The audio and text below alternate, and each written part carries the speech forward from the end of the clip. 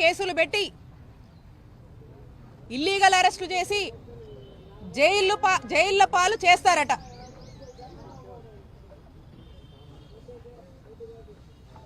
ఒక్కసారి మనం చూస్తే 9 నెలలు కూటమి ప్రభుత్వం అధికారంలోకి వచ్చి ఈ 9 నెలల కాలంలో సూపర్ 6 లేదు, 7 లేదు, ఏం లేదు. అబద్ధపు హామీలు చెప్పి అధికారంలోకి వచ్చి ఏంటయా 9 నెలల నుంచి కూడా చూస్తున్నాము, ఒకటి కూడా నెరవేర్చట్లేదు, మీరు చెప్పిన హామీలన్నీ కూడా ప్రస్తావనే చేయట్లేదు అని ఎవరైనా ప్రశ్నిస్తే ఏం సాకులు చెప్తున్నారు? ఇదంతా వాళ్ళు ఈరోజు అధికారంలో ఉండి కూడా చేయకపోవడానికి కారణం, చేయలేకపోతున్నందుకు కారణం మా నాయకుడు జగన్మోహన్ రెడ్డి గారని సాకులు చెప్తూ కాలయాపన చేస్తున్నటువంటి విషయం మీ అందరికీ తెలుసు. అలాగే ఇది ఏంటి అని ప్రశ్నిస్తే ఏ విధంగా అక్రమ కేసులు కట్టి అక్రమ అరెస్టులు చేసి ఏ విధంగా జైలు పాలు చేస్తున్నారో మనం చూస్తున్నాం. ఈరోజు మా చిలకలూరుపేట నియోజకవర్గానికి సంబంధించినటువంటి YSR Congress party social media activist అయినటువంటి దళిత ముద్దుబిడ్డ మా రాకేష్ని ఏ విధంగా అక్రమ కేసులు పెట్టి జైలుకి ఈడ్చారు అనేది మీరు చూస్తూ ఉన్నారు. దాని గురించి నేను వివరంగా చెప్తా. రాకేష్ని వారి కుటుంబ సభ్యులతో పాటు మా నియోజకవర్గ సభ్యులందరూ కూడా ఈ రోజున పరామర్శించడానికి రావడం జరిగింది. రాకేష్కి ధైర్యం కూడా చెప్పడం జరిగింది. ఒక్కసారి మనం ఏ విధంగా కూటమి ప్రభుత్వం వచ్చాక చక్కటి అందమైన కట్టుకథల్ని ఏ విధంగా అల్లి అక్రమ కేసులు పెట్టి జైళ్ల పాలు చేస్తున్నారని చూస్తే ఈ రాష్ట్రంలోనే ఈ రాకేష్ అరెస్ట్ కానీ రాకేష్ని జైల్లో పెట్టడం అనేది ఒక కేస్ స్టడీ అని మనం చూడొచ్చు. ఎందుకంటే దీని గురించి మీకు ఇన్ షార్ట్ నేను చెప్తాను. ఇక్కడ భాష అనే అతనితో ఎమ్మెల్యే పత్తిపాటి పుల్లారావు ఒక కంప్లైంట్ ఇప్పిస్తాడు. ఎమ్మెల్యే పుల్లారావు డైరెక్షన్లో కంప్లైంట్ ఏమని ఇప్పిస్తారంటే 6/3/2025 అంటే 6th మార్చిన రాత్రి సుమారు 9 గంటల సమయంలో ఈ భాష కళామందర్ సెంటర్ మీదుగా వెళ్తుంటాడు.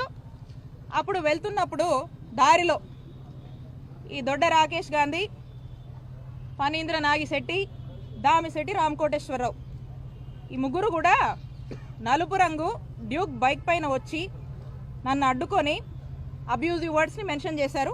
ఆ వర్డ్స్ నేను మెన్షన్ చేయట్లేదు ఇక్కడ అని మాట్లాడి అతన్ని ఏదో ఇష్టం వచ్చినట్టుగా మాట్లాడి ఈ ముగ్గురు కూడా ఈ భాష అనే అతన్ని చుట్టుముట్టి అందులో ఈ దొడ్డ రాకేష్ గాంధీ ఈ భాష ఫోన్ ఇవ్వమని ఇవ్వకపోతుంటే రాకేష్ గాంధీ జోబులో ఉన్నటువంటి కత్తిని తీసి ఆ కత్తి మడతపెట్టి తీసి అలాగే ఇతనితో పాటు ఉన్నటువంటి రాకేష్తో ఉన్నటువంటి ఫణీంద్ర అలాగే దామిశెట్టి కోటేశ్వర వీళ్ళు కూడా చిన్నపాటి కర్రలు పట్టుకొని ఉండి ఈ భాష మీద అతను సెల్ ఫోన్ ఇవ్వమని ఇవ్వకపోతే అతను గొంతు మీద కత్తి పెట్టి డీప్గా థ్రెటన్ చేసి అతన్ని చంపుతానని ఆ మాదిరిగా మాటలు మాట్లాడి బెదిరించి ఈ భాష జోబ్లో ఉన్నటువంటి ఐటెల్ బ్లూ కలర్ ఫోన్ చెప్పాడు. దీని ఐఎంఈ నంబర్స్, ఫోన్ నంబర్స్ ఇందులో ఇచ్చాడు. ఇక ఈ ఫోన్ని రాకేష్ గాంధీ తీసుకున్నాడని ఈ ముగ్గురు కూడా రాకేష్ గాంధీ, ఫణీంద్ర, ఈ కోటేశ్వరు ఈ ముగ్గురు కూడా ఈ భాషని అబ్యూజివ్గా ఇష్టం వచ్చినట్టు బెదిరించి తనని చంపే ప్రయత్నం చేశారని దాంట్లో భాగంగా అటుగా ఆ పక్క నుంచి వస్తున్నటువంటి పిల్లికోటి, పఠాన్ సమదు, మధుమాల రవి వీళ్ళంతా ఈ జవాజీ బుచ్చిబాబు వీళ్ళంతా కూడా అక్కడి నుంచి చూసి అక్కడి నుండి వాళ్ళు పరారైనట్టుగా ఈ కథంతా అల్లారు. నేను అడుగుతా ఉన్నా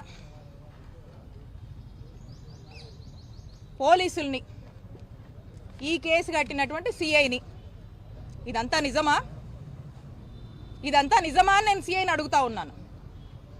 అంటే ఈ మధ్యకాలం మనం చూస్తూ ఉన్నాము ఏమనంటే BNS 111 సెక్షన్ ఆర్గనైజ్డ్ క్రైమ్ కింద సోషల్ మీడియా వాళ్ళ మీద కేసులు పెడితే కోర్టు వీళ్ళ మీద చివాట్లు పెడుతుంది వీళ్ళకి.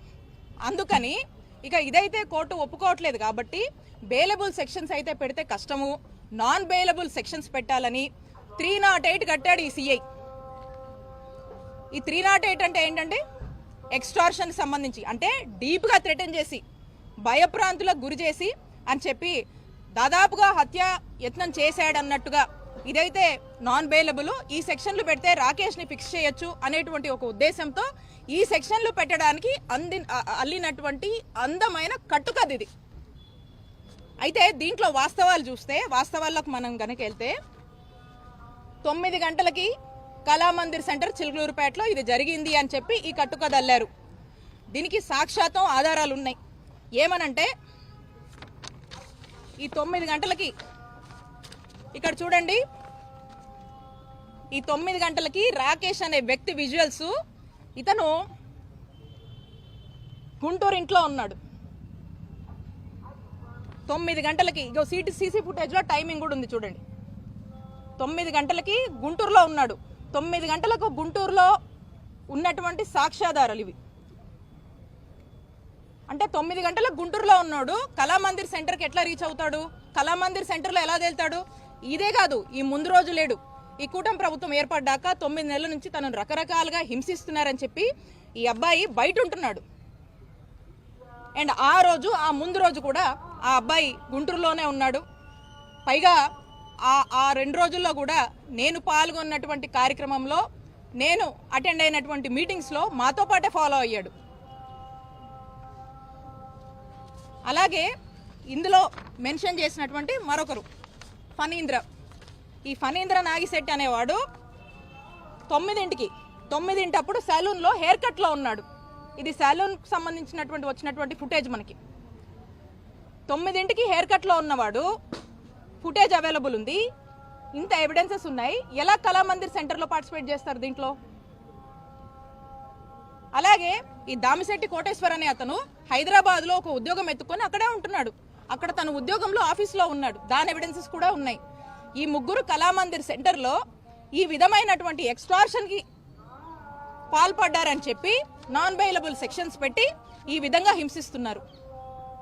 కూటమి ప్రభుత్వం ఏర్పడిన దగ్గర నుంచి కన్నా మనం చూస్తుంటే ఇప్పటికీ 16 కేసులు ఈ రాకేష్ గాంధీ మీద వేరు ప్రాంతాల్లో ఎక్కడెక్కడో ఏవో కంప్లైంట్స్ అట ఇచ్చారట, ఉన్నాయట. అందుకని ఇప్పుడు ఇతన్ని హింసించాలంట. అంటే ఒక్కసారి ఆలోచించండి, అక్రమ కేసులు పెట్టే విషయంలో కూటమి ప్రభుత్వం యొక్క పిచ్చి పరాకాష్ఠకు చేరిందని ఈ రాకేష్ యొక్క కేసే, ఈ కేస్ స్టడీయే మనకు ఎవిడెంట్గా ఒక ఐ ఓపెనింగ్గా కనిపిస్తుంది. అక్రమ కేసులు ఏ విధంగా కూటమి ప్రభుత్వం వాళ్ళు కడుతున్నారు, వైఎస్ఆర్ కాంగ్రెస్ పార్టీ వాళ్ళని హింసిస్తున్నారు, జైళ్ల పాలు చేస్తున్నారని. అయితే దీనికి సంబంధించి మనం చూస్తే ఒక్క ఆధారం కూడా, వీళ్ళు పెట్టినటువంటి ఎక్స్టార్షన్ కేసుకి ఒక్క ఆధారం కూడా లేకుండా ఎమ్మెల్యే డైరెక్షన్స్ మీదగా, ఎమ్మెల్యే రాకేష్ గాంధీ నా టార్గెట్, ఏం చేస్తావో నాన్ బెయిలబుల్ సెక్షన్స్ పెట్టి తీసుకొచ్చి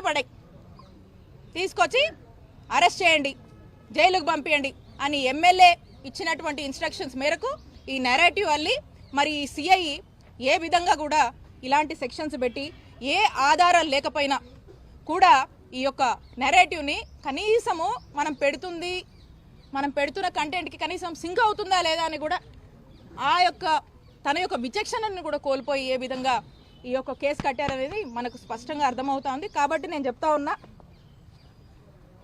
స్పష్టంగా, ఇలా ఎమ్మెల్యే చెప్పాడనో ఇంకెవరో చెప్పారనో వాళ్ళ యొక్క టార్గెట్స్ కోసము ఇక్కడున్నటువంటి పోలీసులు అత్యుత్సాహం చూపించి మీరు గనక ఈ విధంగానే వాళ్ళు చెప్పారు వాళ్ళ మెప్పుల కోసం మీ ఉద్యోగాల కోసము ఈ విధంగా గనక మీరు ఈ విధంగా చేస్తున్నారు, మీరు చేశారు. ఇప్పుడు ఈరోజు చెప్పిందే విత్ ఎవిడెన్స్ ఇవన్నీ కూడా మేము కోర్టుకు సబ్మిట్ చేశాము. ఖచ్చితంగా దీని మీద పెద్ద ఎత్తున న్యాయ పోరాటం చేస్తాము. ఖచ్చితంగా ఈ అత్యుత్సాహం చూపించి వాళ్ళ యొక్క మెప్పులు పొంది ఏ విధంగా వాళ్ళ యొక్క రూల్స్ అన్నీ కూడా మర్చిపోయి పోలీసులు వ్యవహరిస్తున్నారో ఖచ్చితంగా మిమ్మల్ని న్యాయస్థానం ముందు ఏదో రోజు నిలబెడతాము. ఖచ్చితంగా చట్టం ముందు మీరు నిలబడి సమాధానం చెప్పుకునేటువంటి రోజు మీకు వస్తుంది. అదే మీకు గుణపాఠం అని తెలియజేస్తున్నాను. అలాగే పోలీసులకు హెచ్చరిస్తున్నాను, మీరు ఇప్పుడు చేస్తున్నటువంటి అంటే ఇది మాకు బాధ అనిపిస్తుంది. మాకు పోలీసుల మీద ఇన్స్టిట్యూషన్స్ మీద చాలా రెస్పెక్ట్ ఉంది. కానీ ఈరోజు వీటిని కూడా మ్యానిపులేట్ చేస్తూ మిస్లీడ్ చేస్తూ ఏదైతే పోలీసులు రాజకీయ మెప్పుల కోసం చేస్తున్నారో, ఏదైతే మీరు ఒక రోజంటూ మీకు వస్తుంది, అప్పుడు మీరు చట్టం ముందు నిలబడి సమాధానం చెప్పుకున్నటువంటి రోజు, ఆ రోజున ఒక్క క్షణం మీరు ఆలోచిస్తారు ఎందుకు అత్యుత్సాహానికి పోయి ఈరోజు ఈ పాపాలకు మేము పాల్పడ్డామో అని. ఆ రోజు మీరు ఒకసారి ఆత్మవిమర్శ చేసుకునేటువంటి రోజు ఖచ్చితంగా వస్తుంది. సరైన గుణపాఠం మీకు చెప్తాము, చట్టం ముందు మిమ్మల్ని నిలబెడతామని చెప్పి పోలీసుల్ని హెచ్చరిస్తున్నాను.